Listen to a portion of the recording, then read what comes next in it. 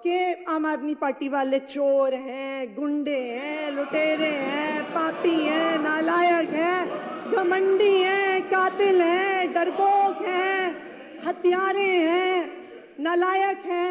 और मुझे लगता है इतनी गरिमापूर्ण बात जो आज है नहीं आपके विधायक जी, वो क्या नाम है उनका, सीएजी पर नहीं बोल रहे आप, मेहरौली वाले विधायक जी ने कहा, और मुझे उम्मीद है मुद्दों पर बात करिए ना। आपको सदन की गरिमा का तब भी ध्यान रहा होगा जब मेहरौली के विधायक ने कहा कि आतिशी सूर्यनखा है।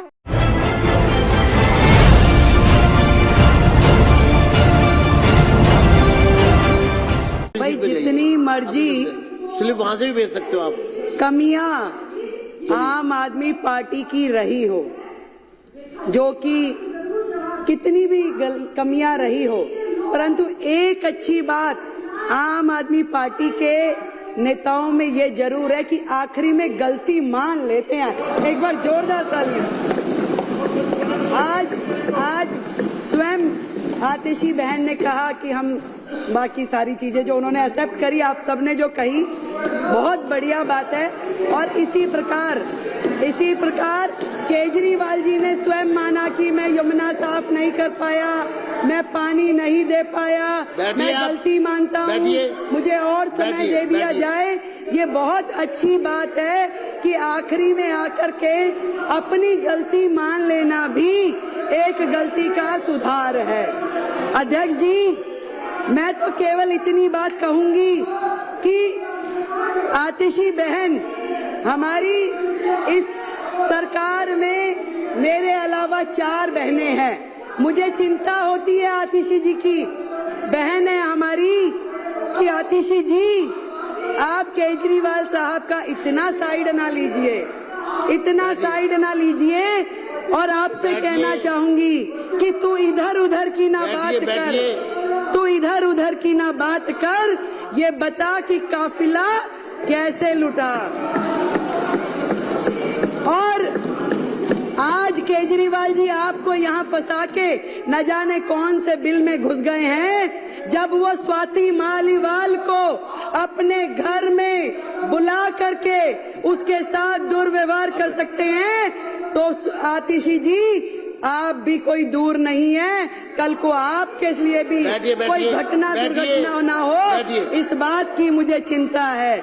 जब स्वाति मालीवाल के साथ कुछ हो सकता है, उसको घर में बुला के राज्यसभा सांसद को, आतिशी जी आप हमारी बहन है, मुझे चिंता है आपकी, आपको ध्यान रखना चाहिए। बैठिए, मुझे कार्रवाई, मैं चेतावनी देता हूँ विपक्ष को। अध्यक्ष जी, सीएजी की चर्चा पर, अध्यक्ष जी, सीएजी की रिपोर्ट पर मेरी बारी में ये लोग ऐसे बोलेंगे, और मुख्यमंत्री थोड़ी सभ्यता रखनी चाहिए, करने दीजिए, थोड़ी सभ्यता रखें। आप साथी हो हमारे, थोड़ी सभ्यता रखें।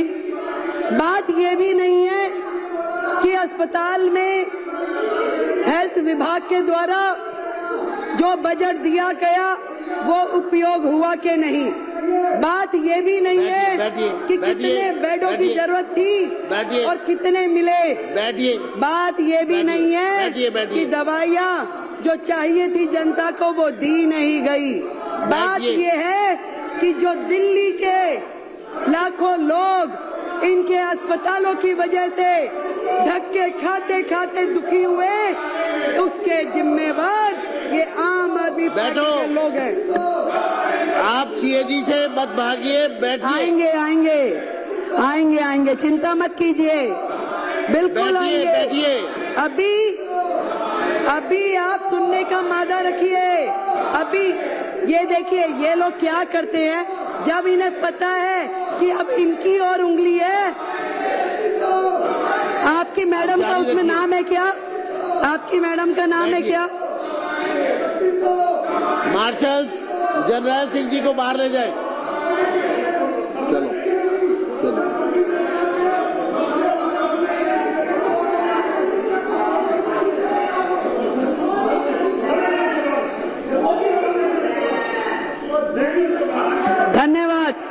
धन्यवाद अध्यक्ष जी, धन्यवाद। इस तरीके से हाउस का समय बर्बाद करना असल में तो इनकी नीयत ही नहीं है।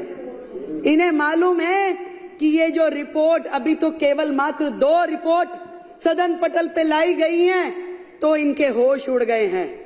पूरे के पूरे अखबार, पूरा मीडिया, पूरे चैनल्स रोजाना सुबह से शाम तक इनके काले चिट्ठे खोलते हैं और ये सोच रहे हैं कि बाकी की 12 आ जाएगी तो इनका क्या हाल होगा, क्योंकि ये पूरी तरीके से सर तक भ्रष्टाचार में डूबे हुए हैं।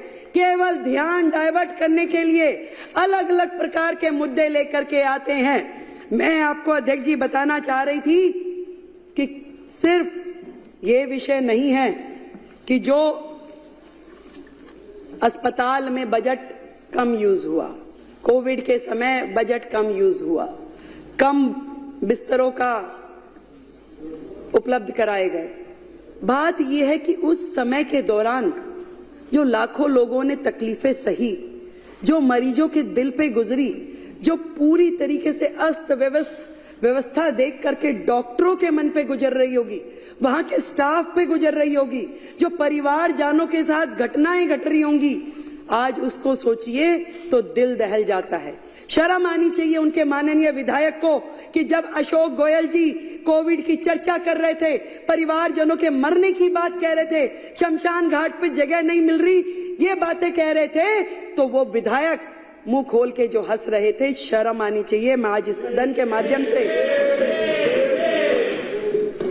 ये पूरा का पूरा दिल्ली सरकार का स्वास्थ्य विभाग और दिल्ली सरकार के अस्पताल स्वयं बीमार हैं, खुद ही बीमार हैं, इसको इलाज की जरूरत है। पहले एक एक उनका डिपार्टमेंट, एक एक चीज, डॉक्टर बेबस है, पूरी व्यवस्था बेबस है। आपदा के पिछले ये 10 साल स्वास्थ्य के नाम पे केवल भ्रष्टाचार हुआ है अध्यक्ष जी, केवल भ्रष्टाचार।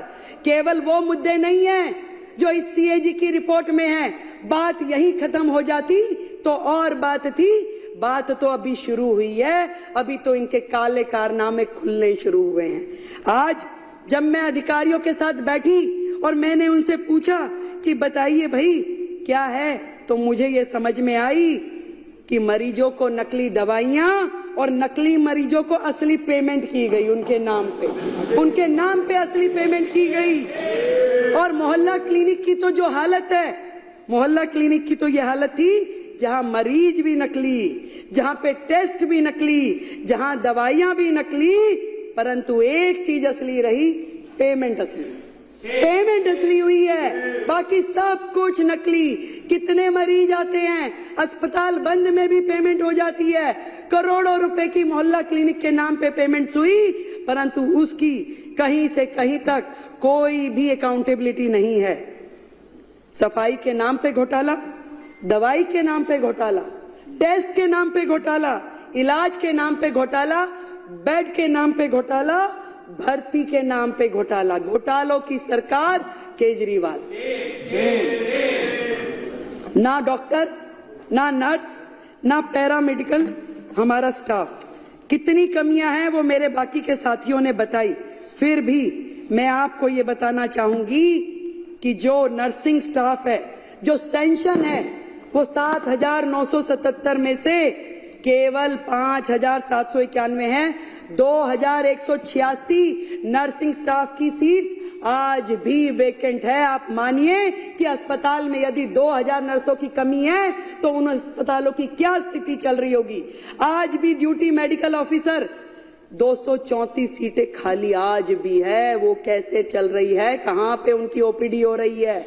जितना भी स्टाफ है, एक एक विभाग, यहां तक कि पैरामेडिकल जो पोस्ट है उसमें भी 2796 पोस्ट आज भी खाली पड़ी हैं। किस तरीके से ये अस्पताल चलाए जा रहे हैं अध्यक्ष जी, मैं ये जानना चाहती हूँ। घोटालों की सरकार ने 10-10 हजार रुपए में जो कॉन्सेंट्रेटर मशीन थी उसको लाखों रुपए में खरीदा। 10 रुपए का वो N95 वाला मास्क जो था वो 150 रुपए में खरीदा। और शर्म की बात ये है, खरीदा तो खरीदा, उपयोग हो जाता तो दर्द नहीं होता। दर्द इस बात है, आज भी हमारे अस्पतालों में पूरे के पूरे गोदाम, कमरे भरे पड़े उन सामानों से जो जनता की गाड़ी खून पसीने की कमाई से किया गया है। आज भी पीपी किट मास्क, कॉन्सेंट्रेटर मशीनें, सिलेंडर अस्पतालों में भरे पड़े हैं जिनका कोई उपयोग नहीं हो रहा। ना तो वो जनता के काम आ पाए, ना मरीजों के काम आ पाए। खरीद कर ली गई, लाखों रुपए का, करोड़ों रुपए का घोटाला हो गया, आज भी वो अस्पतालों के गोदामों में पड़े हुए हैं। कितने शर्म की बात है। एक एक अस्पताल का गोदाम जाके खोल के देखिए, वहां पे क्या क्या पड़ा हुआ है। मिट्टी हो रहा है, परंतु इनके कान पे जूं नहीं रेंगती। कितनी बुरी स्थिति है। कितनी सारी बीपी मशीनें खरीदी गई, पेमेंट हो गई, परंतु कहां गई, कौन इस्तेमाल कर रहा है, कोई अकाउंटेबिलिटी नहीं है। कहां पे हो रहा है ये सब। ICU, CCU, operation theatre, MRI, सारी की सारी मशीनें, कोई रेट फिक्स नहीं है, कोई दर नहीं, कहां किस तरीके से खरीद हो रही है, कोई पूछने वाला नहीं था। मैं आपको बताना चाहती हूं, एक्ट, क्लिनिकल एस्टेब्लिशमेंट एक्ट 2010, जो कि कोर्ट के आदेशानुसार लागू कर दिया जाना चाहिए, वो एक्ट जिसके माध्यम से पूरा का पूरा हमारे क्लिनिक, हॉस्पिटल, लैब और जितने भी टेस्टिंग सेंटर्स हैं उनको रजिस्टर किया जाता है और मॉनिटर किया जाता है। आपको ये जान करके माननीय सदस्यों ये हैरानी होगी कि आज भी दिल्ली जो है देश की राजधानी, घिसे पिटे 1993 के Delhi nursing home registration act के माध्यम से चल रहा है, ना कि 2010 में बने हुए क्लिनिकल एस्टेब्लिशमेंट एक्ट के हिसाब से। क्योंकि इस पूरे एक्ट के माध्यम से अगर चलते तो वहां पे बहुत सारी चीजों की जवाबदेही तय हो जाती, परंतु पुराने नियमों के अनुसार जब वो काम कर रहे तो उनको कोई मतलब ही नहीं, क्योंकि बहुत सारी चीजें उसमें कवर ही नहीं होती। जो मर्जी करें, कोई पूछने वाला नहीं है। जबकि माननीय हाई कोर्ट ने मई 2022 के में यह निर्देश दिया कि भाई आपको केवल सीईए एक्ट के अनुसार काम करना है, परंतु इस सरकार ने उस एक्ट को लागू ही नहीं किया। उनके हेल्थ मिनिस्टर ने उसे लागू ही नहीं किया।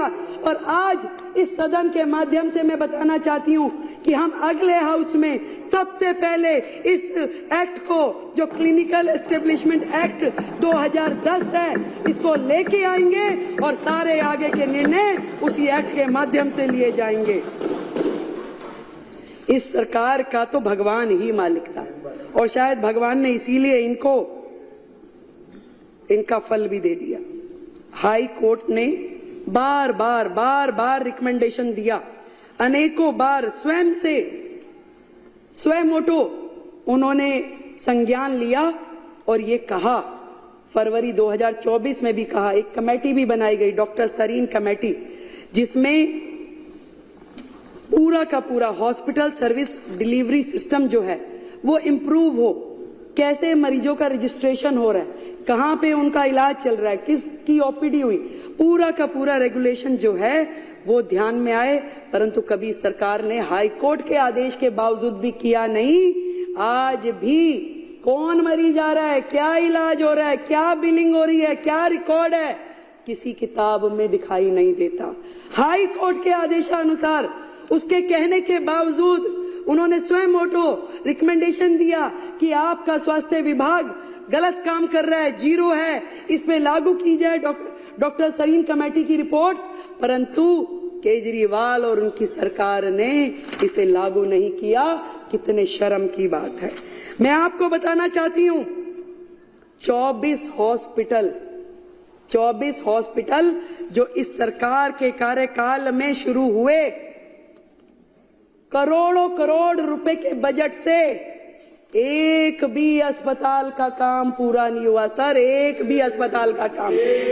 24 की रिपोर्ट तो नहीं बोल पाऊंगी, ये सारी है, पर कुछ आपको एग्जाम्पल देती हूं। आपको बताना चाहूंगी, एलन हॉस्पिटल, जिसका इनिशियल सेंक्शन कॉस्ट जो था 533 करोड़ था, शुरू हुआ 2019 में, परंतु आज की डेट में भी 2019 से अब तक 65% काम कंप्लीट हुआ है और रिवाइज कॉस्ट जब आई तो 1135 करोड़ रुपए की, double of the cost double of the cost, और आज भी काम पूरा नहीं हुआ। आज फिर रिवाइज कॉस्ट की जरूरत है और आज उसमें फिर कितने 100 करोड़ बढ़ाने पड़ेंगे वो पता नहीं। और ये वो प्रोजेक्ट है जिसमें पीडब्ल्यूडी ने कॉन्ट्रैक्टर को 95 करोड़ रुपए की पेनल्टी पे की है। 95 करोड़ रुपए की पीडब्ल्यूडी ने, सरकार ने कॉन्ट्रैक्टर को पेनल्टी दी है। क्या ये सरकार, इस 95 करोड़ का हिसाब कौन देगा? इस 95 करोड़ जनता के पैसे का भुगतान कौन करेगा? ये सुन नहीं सकते थे, इसलिए यहां से चले गए। यहाँ इन्हें पता दिया होगा कि भाई मैडम ये बोलने वाली है। 7 अस्पताल जो कि कोविड टाइम में होने थे, बनने थे, जो कि कोविड टाइम में विशेष रूप से आईसीयू हॉस्पिटल बनने थे, एक भी अस्पताल बना ही नहीं। कोविड आया चला गया, एक भी अस्पताल नहीं बना, कोई तो शुरू ही नहीं हुआ। कोई आज भी केवल पोटा कैबिन जैसे स्ट्रक्चर खड़ा कर दिया गया जिसमें कि एक भी फैसिलिटी ऐसी नहीं है। आज भी वो जो 1216 करोड़ रुपए के अस्पताल है वो मिट्टी हो गए हैं, जीरो हो गए हैं। आज भी उनको वर्केबल कंडीशन में लाने के लिए और 1200 करोड़ रुपए लगा दें तो भी कामगार नहीं है, तो भी वो उपयोग नहीं होंगे। इसका हिसाब कौन देगा? ये बात इनको पता थी, इसलिए वो यहां से चले गए। एक एक अस्पताल करोड़ों करोड़ रुपए का, एक भी अस्पताल का काम इन्होंने पूरा नहीं किया। ये जो ज्वालापुरी में एक अस्पताल था जिसकी सैंक्शन कॉस्ट 319 करोड़ रुपए थी, उसके बाद रिवाइज किया गया। मंत्री जी विजिट करने गए जी, वहां 8 फ्लोर का अस्पताल बनना था। मंत्री जी के मन में आई कि नहीं भाई, इस पे 2 फ्लोर और बढ़ा दिए जाए।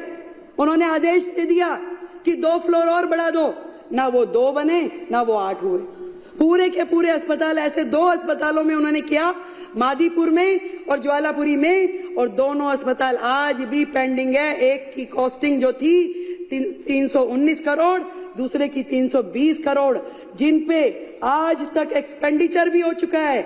एक पे 247 करोड़ और दूसरे पे 252 करोड़, पर उसकी वैल्यू मिट्टी हो गई, कुछ भी काम आने की स्थिति में नहीं है। मैंने अधिकारियों से पूछा कि बताइए भैया, ये 24 अस्पतालों को कैसे वर्केबल कंडीशन में लेके आएंगे, क्या करेंगे?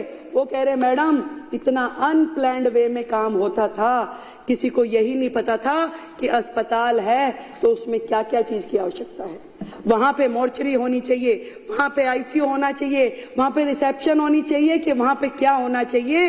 एक एक प्रोजेक्ट में इतनी खामियां है कि इसके लिए अलग से एक कमेटी बनानी पड़ेगी, और उस समय के तत्कालिक अधिकारी भी जो हैं उनको भी कटघरे में खड़ा किया जाएगा कि ऐसे अनवर्केबल जो प्रोजेक्ट है उनको सैंक्शन कैसे किया गया, कैसे उसमें करोड़ों रुपए की लागत लग गई। अगर इन 24 प्रोजेक्ट की इन प्रोजेक्ट की कॉस्टिंग ही अगर हम कैलकुलेट करें तो भी दिल्ली का करोड़ों करोड़ रुपए का नुकसान हो चुका है। ये बात इनको जवाब देना पड़ता, इसलिए ये हाउस में से चले गए हैं। एक और बात बताना चाहूंगी, 2014 के बाद से लेके अब तक एक एक्ट होता है, एसेंशियल ड्रग्स की लिस्ट बनती है। सरकार वो लिस्ट बनाती है कि आपके जितने भी लोकल प्रिक्योरमेंट जितनी हो वो उसके माध्यम से हो, वो दवाइयां जो है उस रेट पे और वो दवाइयां खरीदी जा सके। 2000 के बाद से इन्होंने एसेंशियल ड्रग लिस्ट बनाई ही नहीं, उसी लिस्ट पे काम करते रहे। जबकि किसी राज्य में वो 1 साल में रिवाइज होती है, किसी में 2 साल में होती है, परंतु होती जरूर है। उसको ऐसा नहीं होता कि सालों साल चलाए रहो। और इसका नुकसान ये हुआ कि हर अस्पताल ने अपनी ही लिस्ट निकालनी शुरू कर दी, अपना ही लोकल काम करना शुरू कर दिया, और उसमें आप सोचिए कि कितना घोटाला हुआ होगा, जो कि अभी सामने आना बाकी है, सामने आना बाकी है। कोई इनकी सेंट्रल परचेजिंग नहीं, हर अस्पताल को छूट है कि भैया अपना कीजिए जो आप करना चाहते हैं। हेल्थ और फैमिली वेलफेयर डिपार्टमेंट ने 15 प्लॉट डीडीए से खरीदे 684 लाख में। वो 15 प्लॉट खरीदे गए थे हॉस्पिटल बनाने के लिए, डिस्पेंसरी बनाने के लिए, परंतु दुख है मुझे, एक भी साइट का उपयोग अभी तक हुआ नहीं है, वो जीरो है, वहीं पड़ा है। करोड़ों रुपए की जमीनें लेकर के उसे डंप कर दिया गया। अब इसके पीछे क्या षड्यंत्र था वो तो ये जाने या राम जी जाने, परंतु इस तरह के जितने मुद्दे हैं इससे ये पता चलता है। वो एक कहानी सुनाती हूँ छोटी सी, मुझे याद आ गई। सिद्धू जी अब हमारे यहाँ नहीं है, वो सुनाते थे। कह रहे जी एक दुकान पे कुछ पुलिस वाले आ गए और आ करके कह रहे कि चोरी हुई थी उस दुकान पे। तो पुलिस वालों ने पूछा कि भी बता चोरी हुई है, क्या क्या चोरी हुआ, कितना नुकसान हो गया।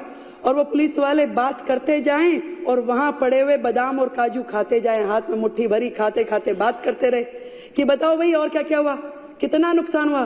कह रहे सर नुकसान तो अभी चल ही रहा है, पूरा हुआ कहाँ है। तो नुकसान तो अभी चल ही रहा है, अभी पता नहीं चला कि कितना नुकसान और है, जिसकी परतें अभी खुलनी बाकी है। ये बात करते हैं कि महिलाओं को 2,500 रुपए कब देंगे। करोड़ों करोड़ रुपए के कर्जे में डूबी हुई इस दिल्ली सरकार की हालत इन्होंने जिस प्रकार से छोड़ी है, ये हमसे इनकी औकात नहीं है। हमसे पूछे कि ये 2,500 रुपए हम कब देंगे, हमारा वायदा है हम जरूर देंगे, पर इनकी हैसियत नहीं है कि वो हमसे पूछे कि हम ये 2,500 रुपए कब देंगे। मैं आपको ये कहना चाहती हूं, चोर चोरी से जाए ऐसा हो नहीं सकता। ये चोरी की जो आदत है इनकी लगातार जिस तरीके से चल रही है, बच्चों के स्कूल के क्लासरूम में चोरी, सड़कें बनाने में चोरी, इलाज में चोरी, ठेकों में चोरी, शराब तक में चोरी, जितने भी काम हैं प्रदूषण में, यमुना सफाई में, सब में चोरी। चोरी यहीं रुक जाती तो शायद पता चलता, पर उससे बड़ी चोरी एक और बताती हूँ। यहां तक कि दिल्ली सरकार के सोशल मीडिया हैंडल्स की भी चोरी। दिल्ली सरकार के social media handle, CMO Delhi के ये अकाउंट माननीय केजरीवाल जी ने तुरंत जैसे ही सरकार बदली, केजरीवाल एट वर्क करके अपने हैंडल में तब्दील कर लिया। क्या ये उनकी प्रॉपर्टी है? ये दिल्ली सरकार की प्रॉपर्टी है। ये आतिशी जी का ये अकाउंट, ये भी आज तक इन्होंने वापस नहीं किया। चाहे इंस्टाग्राम हो, चाहे फेसबुक, चाहे ट्विटर, एक भी अकाउंट ये इन्होंने वापस नहीं किया। हमने इनकी कंप्लेंट दर्ज कराई है। जो सोशल मीडिया अकाउंट की भी चोरी करके ले गए, उनसे आप क्या उम्मीद करोगे कि वो और क्या छोड़ के जाएंगे। अध्यक्ष जी इतना कहना चाहूंगी, 10 साल दिल्ली बेहाल, 10 साल दिल्ली बेहाल, कर गए कमाल, कर गए कमाल। नोटंकी, भ्रष्टाचार, चाल पे चाल, वारे केजरीवाल, वारे केजरीवाल। इस बुरी स्थिति में दिल्ली को पहुंचाने के बाद भी कहते हैं ना, एक तो चोरी ऊपर से सीना चोरी। ये लोग यहां खड़ के कुछ बोलने की हैसियत में नहीं है अध्यक्ष जी। ये हमारी और उंगली उठाने के से पहले ये देखे कि जो उंगलियां इनकी तरफ है उसका जवाब तय करके आए। आज जिन परिस्थितियों में हमें दिल्ली सरकार मिली है, हम अपनी पूरी मेहनत के साथ में काम कर रहे हैं। एक एक विभाग जिस तरीके से कर्जे में डूबा है, जो उसकी हालत है, सबको समझने में, सबको उठाने में न जाने हमें कितना वक्त लग जाएगा। परंतु हमारी नीति और हमारी नियत स्पष्ट है, साफ है, ईमानदारी से काम करना चाहते हैं। और हमारी ये पूरी टीम, मैं और मेरे पूरे मंत्री, सभी विधायक दिल्ली को इस भयंकर स्थिति से बाहर लेके जाएंगे और वो सारे काम करेंगे जो दिल्ली के हित में है। आज इस सदन के माध्यम से मैं बताना चाहती हूँ, अभी केवल 2 रिपोर्ट आई हैं अध्यक्ष जी, अभी बाकी आनी बाकी है। तो यही कहना चाहूंगी कि इब्तिदाए इश्क है, रोता है क्या, आगे आगे देखिए होता है क्या। बहुत बहुत धन्यवाद।